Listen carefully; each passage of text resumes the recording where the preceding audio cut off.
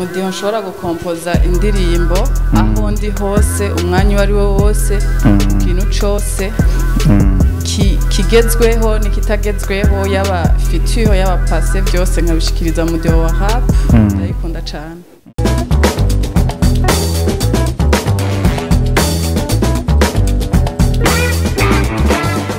Ni iki gituma uririmba umudiho wa rap? Umudiho wa rap ndawuririmba kubera ni umudiho nkunda, ni ingabire yanje. Umudiho nshobora gukompoza indirimbo aho ndi hose umwanya uwo ari wo wose ikintu cyose kigezweho n'ikitagezweho yaba future yaba passé byose nkabishikiriza umudiho wa rap ndayikunda cyane. Rap ni iki kuri wewe? Rap ni umudiho ushobora kuvugamo amajambo menshi icyumviro cyanje kigaseruka niko nobivuga. Yes, ni ryari wabonye ko ufise impano yo kuririmba?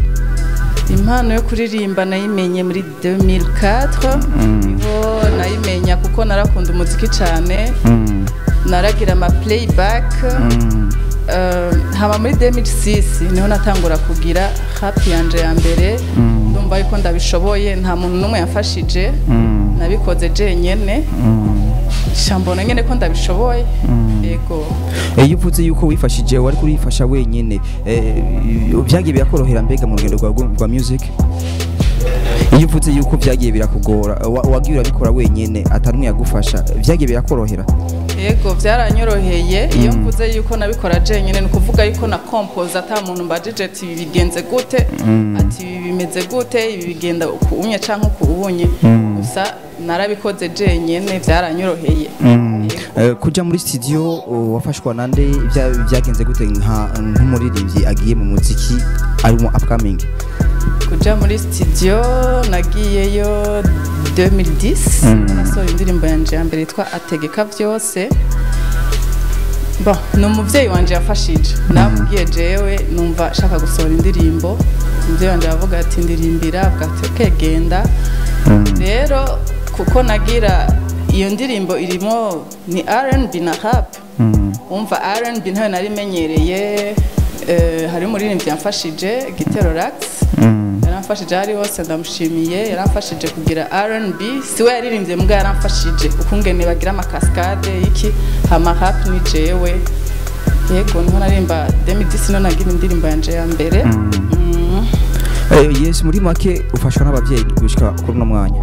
Oya bamfashije indirimbo ya mbere hama Kim France Kimangu Francis bo studio yitwa Kim France amaze kumviriza indirimbo yanje ari hanze yaciye ayikunda acavuga ati vraiment umwana afite talent acaramfasha canja ngaho candabandanya n'ubu nyine indirimbo ya gatatu niwe yanyifashije kandi Imana imuhezagira hari hose. Yes, Claire nk'umuririmvyikazi ushaka gushika kuki? Cyo shaka gushikako shaka gushika kure shaka gushika kure message mfite muri jewe zumvikane zishike kure abantu bumve ikimani bashaka ko kwera ngira umudiho ni hip hop mugabo ni indirimbo z'Imana shaka gushikiriza ubutumwa bwiza biciye mu ndirimbo za rap. Yes, iyo umuririmbyi agiye muri game atanguye umuziki ariyumvira gutera imbere akiyumvira ko nazotera imbere akiyumvira abo azokorana nabo kugira ngo umuziki utera imbere akiyumvira bazomufasha. Kuri we nka Claire wifuza kuzokorana n'umuririmbyi uwuhe collabo? Ndashaka gukorana na Prince naho indirimbo ya kabiri nayikoranye na GN nshaka gukorana na Prince ego nshaka gukorana na Prince amabandi nabo nzobimvira hanyuma umuntu wese azi yuko donc arapura ndamukunda kubumva ndakunda rap umva nkaca nkunda n'umuntu arapura bisigura umuntu wese arapura tuzokorana arapura indirimbo z'Imana yego muga Prince niwe azoca akurikira. Claire aririmba indirimbo za gospel gusa?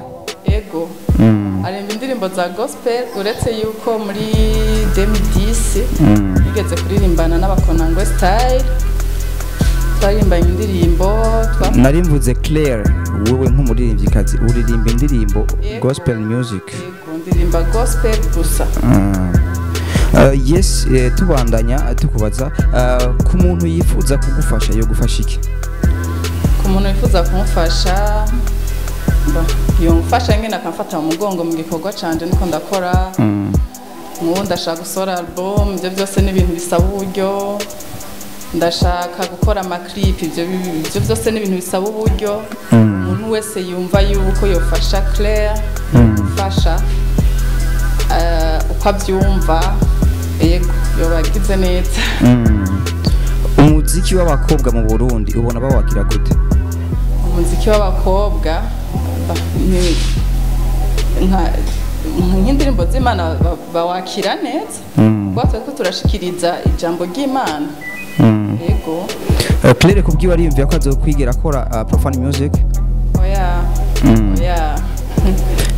Claire avuka mu muryango w'abasenzi cyane bakunda idini cyane idini sinzi ngene no kivuga twavuga ko abasenzi ba cyane bya gospel cyane urumva Claire ava mu muryango w'abantu basenga bakunda Imana bakijijwe yego nkaba nsengera muri Aletheia nkaba nkunda Imana cyane